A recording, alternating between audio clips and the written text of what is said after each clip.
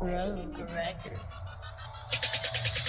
What's up, everybody? You're listening to Hustle Makes It Happen, a podcast about the grit, the determination, and the mindset that it takes to become a winner. Success is not an accident. It lives outside your comfort zone, in the trenches, where excuses are met by brick walls. So strap in, tighten up, and let's get ready to hustle.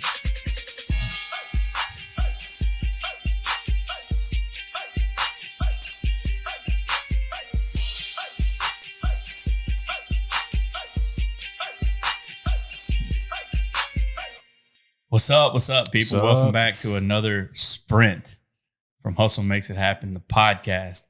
As you notice, I got this beautiful face over here to my right. If you're not watching, Chase just had some medical things go down. I'm not going to put the man's business all out on the airwaves, but he's doing good. He's healthy. He's getting around. He's just a little encumbered by some extra hardware at the moment. So today, we got Garrison in the house. What's up, man? He's back. He's back. And I think it's going to be valuable what we're going to talk about this morning. Garrison has a lot of experience recently with it. But what I want to talk about is juggling multiple things at one time, right? So every body that is successful has a lot going on. I think those of us that, are trying to start businesses and raise families and work full-time jobs, maybe, doing podcasts, like all these things take time. And it's really important to learn how to balance your time and multitask and work on multiple things at one time. And the reason I think Garrison's going to be able to provide so much insight here is because he's working with us in the business, working with us on the podcast, never stopped any of that stuff, working a full-time job, trying to be a good husband, live his life to the best, and then going to school, right? And that's a good example for a lot of people wanting to better themselves and go to school. But Garrison just finished school, so thank God. Yeah, I think this is a good topic for us to nail on real quick. Yeah, man, it was a lot to juggle. I actually ended up meeting Justin and Chase on a turnaround, and we were working, I think it was a 60-day turnaround nights. We had maybe 2 days off, 3 days off, and I was also in school full time, and pretty tough stuff as well. I was in school for nuclear engineering, so the classes were not just easy fluff classes. So between managing work, I was working 12-hour shifts, nights, school, trying to keep my grades up, and a marriage. That's a lot of stuff at one time. And I struggled for sure. There were definitely things that slipped, and it's hard to be 100% in all those things at one time. But you have to learn how to balance that. And I think probably the biggest thing is time management. Yeah. I mean, what do you have to say about time management? Well, because I think you know something about it too. Yeah, I mean, I teach at the officer candidate school here in Louisiana National Guard, and I tell my candidates this a lot. And I feel like a lot of the conversations I have on these sprints relate back to what I tell my candidates a lot. But, the program is challenging, and we're sticking a very challenging program in the middle of young adults. I say young adults, some of them are my age. A lot of them are a little bit younger. I think the average age in the class is like 26. Okay. So, but these are adults, right? These are adults with families. These are adults that are in the military, in the National Guard. They're taking an extra step, doing a little bit more to try to better their career. But they work full-time jobs, right? And then we lay all the rigors of this program on top of them. And what I hear a lot is, well, I don't have time. Yeah. We put some requirements on them. We have to study outside of class, and the physical fitness part of it is big. They got to run. We require them to run at least 1 4 mile a week, which isn't a lot, but they get tested on the 4 mile run. So my solution to make sure they're prepared for it is to have them run at least 1 4 mile a week for time. Yeah. And I had several of them a couple of months ago that told me, man, I just don't have time to run. And my immediate thought was like, bro, you have time. You know what I mean? Like, I don't know exactly what you're going through, but you have, like, what time do you wake up? Are you waking up at 4 o'clock in the morning? Are you waking up at 8 o'clock in the morning? Not that you have to wake up at 4 o'clock in the morning and do everything. People aren't all morning people, but right. Like, how much time are you committing to sleep? Are you working like 16 hours a day? Maybe some of them are, but most likely not. I think that's probably right? the rare case, though. Yeah. But what it is, they're not managing their time well, and they're not making the requirements a priority because they're not focused on that. Like, it's not their highest priority, and I get that. But if you want to be successful in whatever it is that you're getting into, you have to focus on it, and you have to to make a priority. And I say this all the time too, like Bill Gates, doggone Elon Musk, Donald Trump, those guys have the same 24 hours in their day that we have. Yep. You know what I mean? Those guys have the same 24 hours in their day as anybody listening to this podcast. Like, you have time. It's about how you prioritize your time and how you manage it, right? Yeah. I think that, so like you said, everybody has the same 24 hours a day, but it's also, you need to be cautious not to compare yourself to some, to other people that maybe have a leg up or were given $1 million loan. Sometimes being successful can come with things that, you're just like born into. Yeah. But that's not the case for everybody. I think that there's just a mindset. Some people want more for themselves and some people don't. And if you want something, you're going to make time for it. If that thing you want is to play video games or to just lay on the couch and binge watch Netflix, you're going to make time for that because that's something you want. If you want to better your life and get a degree or get a promotion in your job or change jobs or change careers, you have to make the time to put in the effort to get there. And something that I haven't done a whole lot of, I've just heard people talk about, is finding your time wasters. We all know we have them. It's something I'm guilty of. I haven't actually put the effort in to write those time wasters down and actually, purposefully minimize those time wasters. But that's really what it comes down to. I mean, people, whether it's, I don't know what people waste their time on, video games or like I was saying, people just have these time wasters that they're not willing to sacrifice to meet and achieve their goals that they have set out and told themselves that they're going to do. Yeah, I'll give you a perfect example of that. I have the screen time reminder on my phone that I get every week. And I know when I've had a really, really productive week. First of all, I can feel it, right? I can feel how busy my week's been and how, how I'm scheduling things out and trying to make multiple meetings with multiple different people. And I can just feel that it's busy.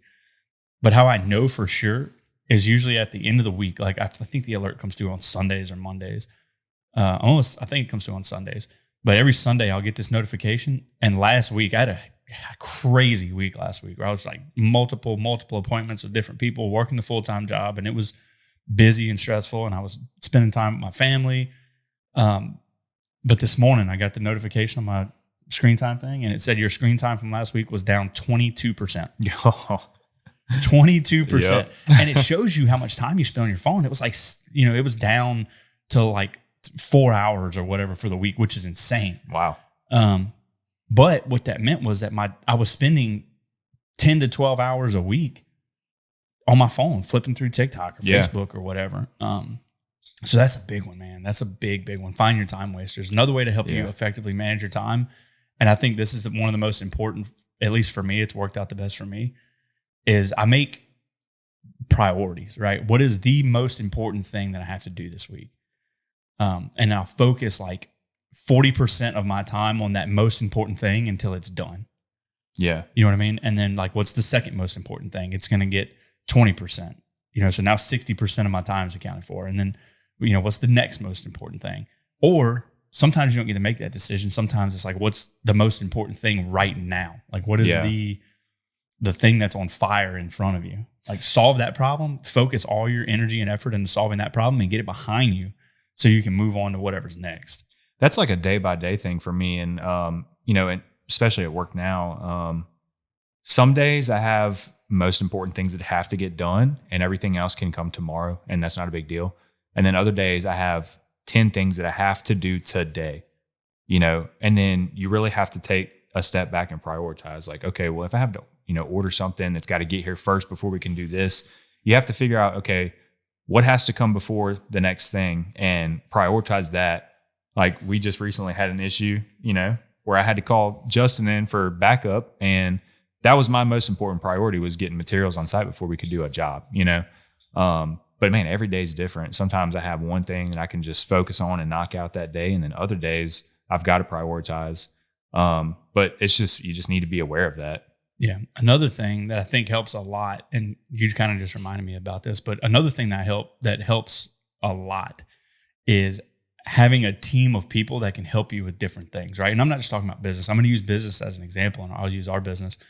But even your family, right? Having your wife kind of pick up the slack whenever you've got a lot going on. That's super helpful. So having somebody that you can kind of have in your corner to help you out when things are getting difficult, I found is really valuable. So you'll know this because I called you like 2 days ago and I was like, hey man, look, I'm stupid busy with, the 2 developments. I got all this work going on at work, still trying to carve out time to be, a good dad and a good husband, because that's what I've been trying to focus on for the last, 6 or 8 months, is really, really becoming a good family guy.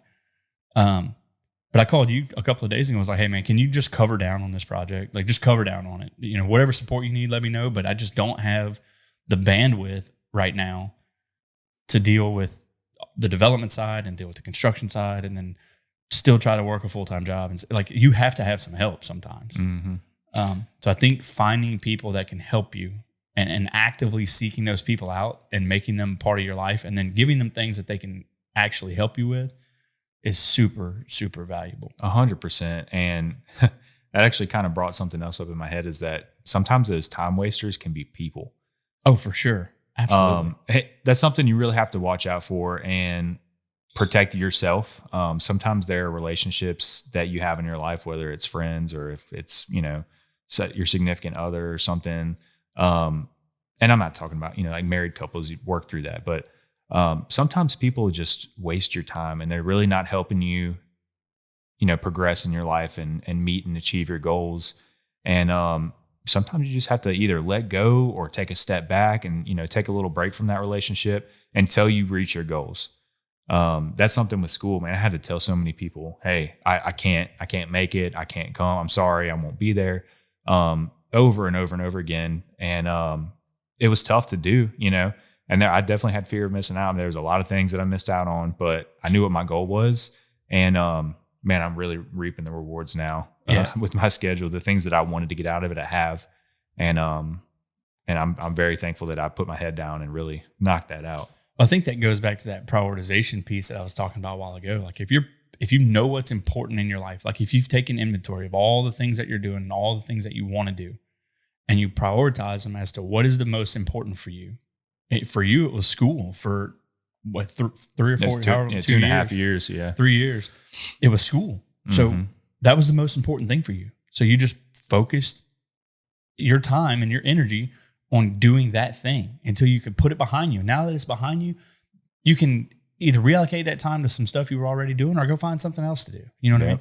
But I think it's very important to learn and understand, really. Like a lot of people just don't understand.